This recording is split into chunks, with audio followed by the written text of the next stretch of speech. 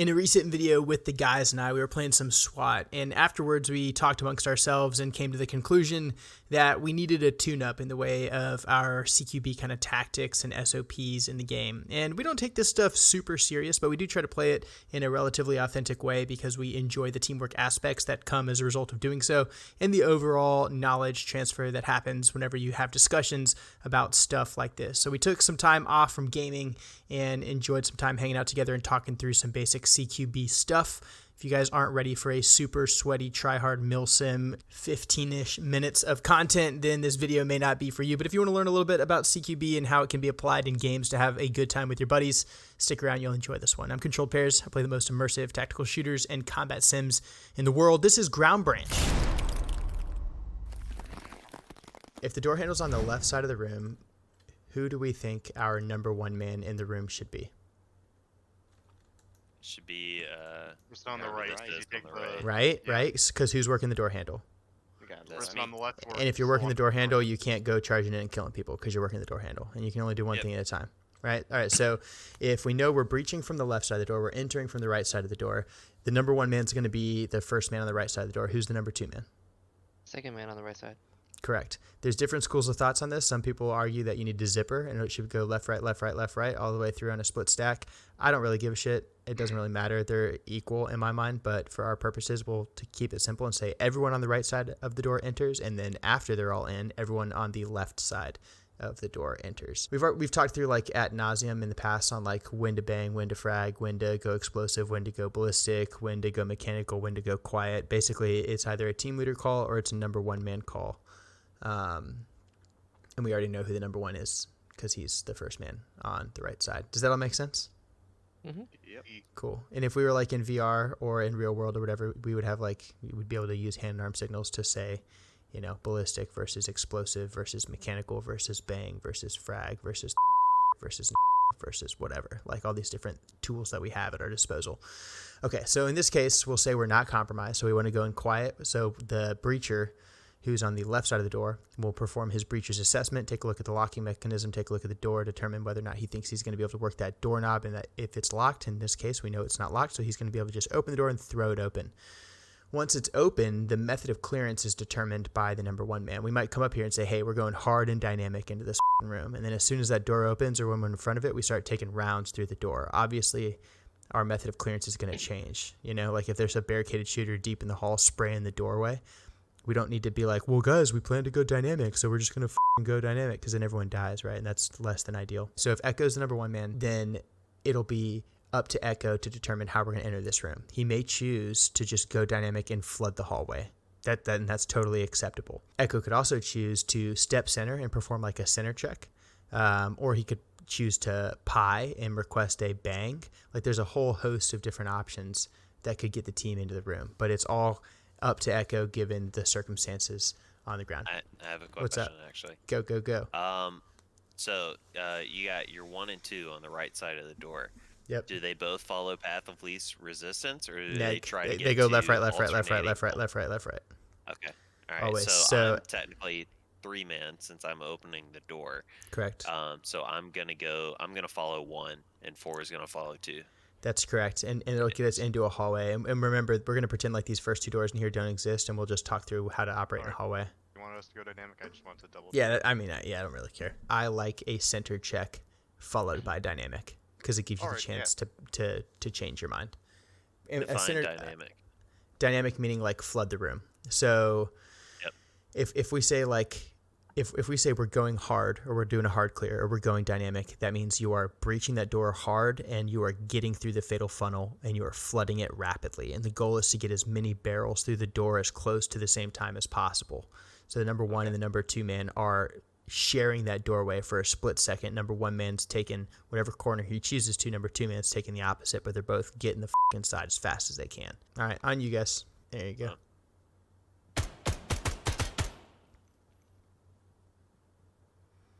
Perfect. All right, so we're in a hallway.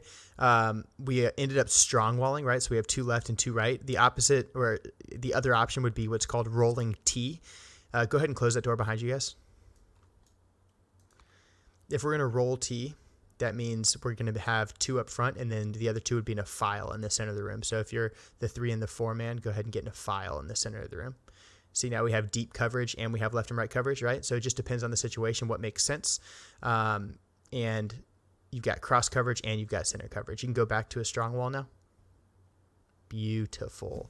Okay, now let's work this next corner. Pretend that this is a just like a turn. There's nothing but this turn. I just want you to focus on a left turn here, right? So a couple ways you can do this. We already know what a high-low looks like, right? And then the other option is a near-far for working this corner. And I guess there's 3 options. There's a pie. So who's the number 1 man? All right, Echo, just demonstrate a pie real quick.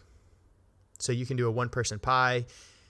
So the thing about the pie is you want to stand out from the corner. You don't want to hug the corner. Give yourself some space between yourself and the corner, and then slowly step. I know I'm just talking through it, and just slowly step to work the angle and give yourself a shot. All right. So if that's a pie, let's look at a high-low real quick. Number 3 man. Perfect. Yeah, High-low. Is that still 2 or 3? Because 3 was Doesn't matter. It's whoever's available or whoever's closest, whoever's not working. You know, you always hear in CQB, look for work. That means find a door to cover, find an angle to cover, provide rear security, look for a buddy to cover down with. Like, you should never generally be idle. You should be searching for a task to accomplish. All right. So if that's a high-low, go ahead and go back around. So a near-far. The difference here is, let's say we're strong walling and you guys are in cross coverage, and you're about to take this corner and you guys are like near far. That call could be the team lead. It could be the number 1 man. It could be whoever, but someone calls for a near far. If we say near far, that means the near man, in this case, Echo, you're just going to button hook and pull security immediately down that hallway. And then G man, you're going to push long and you're going to end up being shoulder to shoulder, basically body blocking that angle, if that makes sense. It's a more dynamic or more like aggressive way of taking the hallway. So let's go ahead and take a look at that one too. So near far. Get ready, and 3, 2, 1, go. Oh. Don't even go to cover. Like, just get behind those barrels. So like if it's a hallway, you know what I'm saying? Like you would be forced to just be standing in the hall. Oh, right. But The wall. Exactly. But the idea here is you're generating a lot of motion and you're rapidly getting 2 guns into the hallway and you're dominating the entire space. Because you're occupying both sides of the hallway, you can pull cross coverage long down the hallway. And because you're generating a lot of motion and spreading yourself out as targets to the front, you're reducing the percentage hit chance of an enemy that may be barricaded deep in the hallway. So you've got your pie option, you've got a high-low option, you've got a near-far option. That's basically how we take a corner or a hallway. Cool. Let's talk about entering and clearing a room. All right, so 2 types of rooms, right? Center fed, corner fed. The one immediately after the door that you entered on the right side of the room, or the right side of the hallway, that's a corner fed room. Where's the doorknob? Left side. All right, so if the doorknob's on the left side, which side do we stack on? Around here. Yep.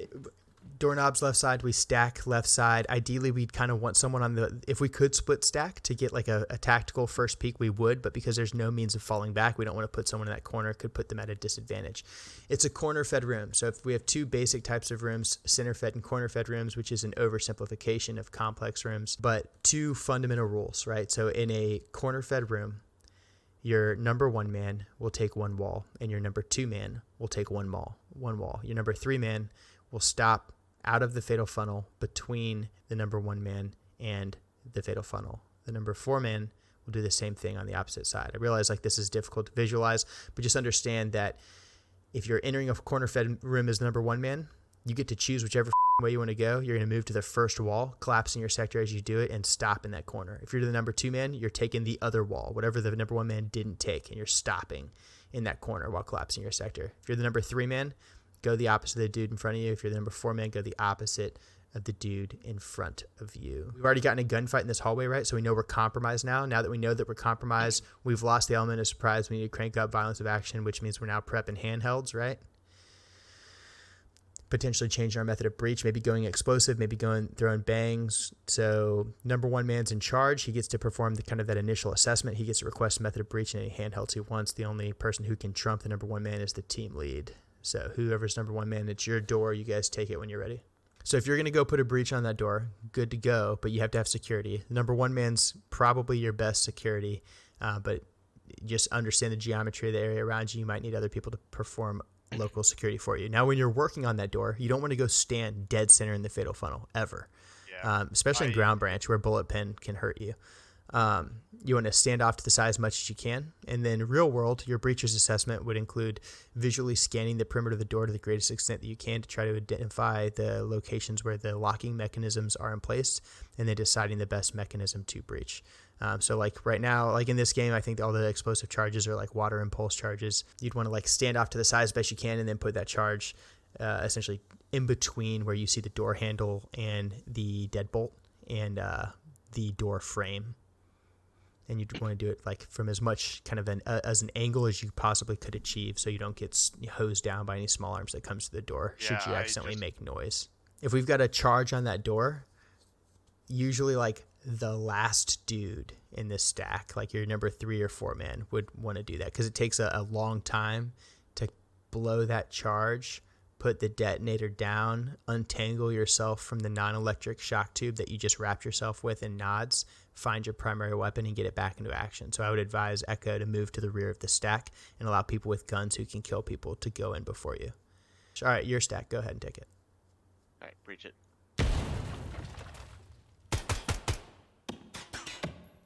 Obstruction, clearing. Obstruction, clear. All right, cool. So go ahead and stop. G-Man, if you could go back to your wall. So a couple good points here. One just took a little bit longer than it should have to get everyone in the door. Ideally, if the number 1 man is in control of the stack, after that breach goes off, everyone should be toit like a toiga. Not sprinting through the door, but really tight, just nut to butt, making sure that everyone is getting through the door as fast as possible. Because there was basically a moment there where G-Man had already arrived to the couch, that little flannel daddy patterned couch right there. He had arrived all the way to that couch before the number 2 man was in the room, which means his left flank is exposed. So he's just eating rounds in the plate on the left flank. So you got to hustle to get in there. And then the other one is there is an obstruction which prevents him from traveling down his wall to his point of domination. His point of domination is that corner. So he had to stop shy of that because that obstruction was in his way. The reason that we stay on a wall in CQB is exactly this. G-Man, what's your left limit right now? What's the farthest left you can shoot? Point at it with your laser. About there, without getting too close to the friendlies. Who's the number 2 man? That's me. All right, what's your farthest right limit? Point at it with your laser.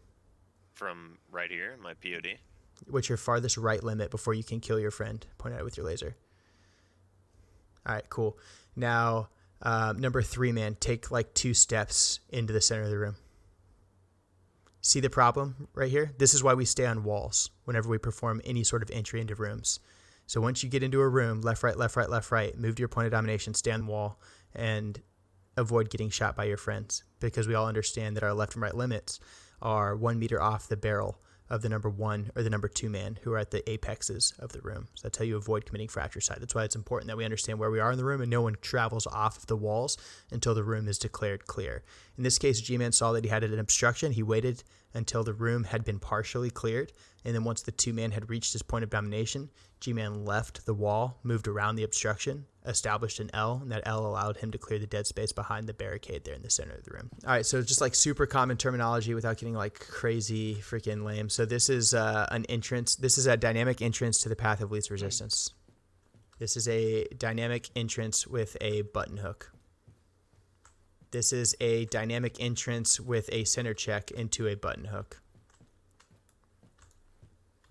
This is a dynamic entrance with a center check into a... You guys get the idea here. I'm just being like super obvious here. But you see the idea. All right, so this is a center fed room. We already did corner fed room where we know that the number 1 man moves to his point of domination, which is the first corner in the room. Number 2 man goes opposite, moves to the first corner. That's his point of domination. He breaks down the sector as he does it. When I say break down the sector, I mean he's breaking down a sector of fire, meaning he's cleaning the point of domination with his rifle, and then he's transitioning towards the center of the room, engaging targets while he moves laterally as he does it. So that's what this would look like. So if I do a center check, which I actually do like in a lot of situations. So if I perform a center check, I'm like bang, bang, bang. I'm taking shots here. The moment that my muzzle crosses the door frame, right? So like let's say right here, my muzzle can be observed from the left or from the right because I've now passed, I'm entering into the fatal funnel. If there is a threat in either of those corners, which may become my point of domination, they can now see that I'm about to enter the room. So that's a problem. So as soon as my muzzle breaks that plane, I'm no longer obliged to take long shots into the center of the room. And now my responsibility is my point of domination. So I'm transitioning. I've already cleared it. I'm still in the fatal funnel. And then I'm moving to my point of domination, and I'm breaking down my sector of fire, which means I'm rotating towards the center of the room until my right limit is 1 meter off of the muzzle of the dude who is the number 2 man. And because this is a center fed room, the number 1 man takes 2 walls, right? So number 1 takes 2, number 2 takes 1. That's the difference between a center fed and a corner fed room. So we already said in a corner fed room, number 1 man takes 1 corner, number 2 man takes 1 corner. In a center fed room, the number 1 man takes 2 corners, the number 2 man takes 1 corner. So 1 takes 2, 2 takes 1 is the catchphrase. So if I'm taking a path of least resistance,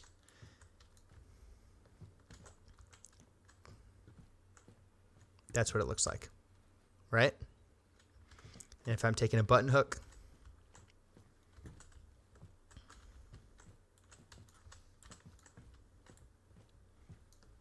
that's what it looks like. If you are the number 2 man of a center fed room, you take 1 wall.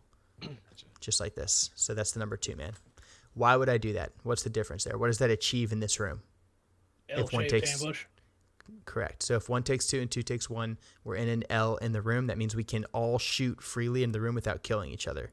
We all just entered this door, and we're all arrayed linearly along this wall right here because we went left, right, but no one advanced past the first corner. Okay? Now let's pretend this is a couch, and you can't see through it.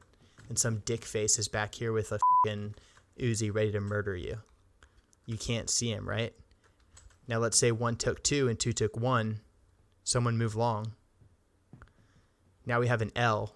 You see the difference and why we want to establish an L in a room? Because now we by design our doctrine takes us into an L shape. So we can clear dead space in every room no matter what. If it's a corner fed, we each take a corner. We're in the apexes of the room. We can see behind shit. If it's a center fed, 1 takes 2, 2 takes 1. We're in an L. We can see behind shit. This matters in real life because it'll keep you alive, hopefully. But it matters in a video game because it's just if we all assume that everyone else in the stack is behaving in this way, I won't have to worry about what you're covering because I know what you're covering. Because if I was in your shoes, I'd be covering the same thing you're covering because just like our TTPs drive us to do that. All right, everyone shoot G-Man. Just kidding, I'm John Wick, bitch. I just couldn't remember who G-Man was. All right. I guess we could play some video games. Want to get some carries? Get some carries. Yeah, I'm We down. going Drax? Damn. Alright, what map do you want to do? I don't know. You guys can figure it out. I'll grab a beer.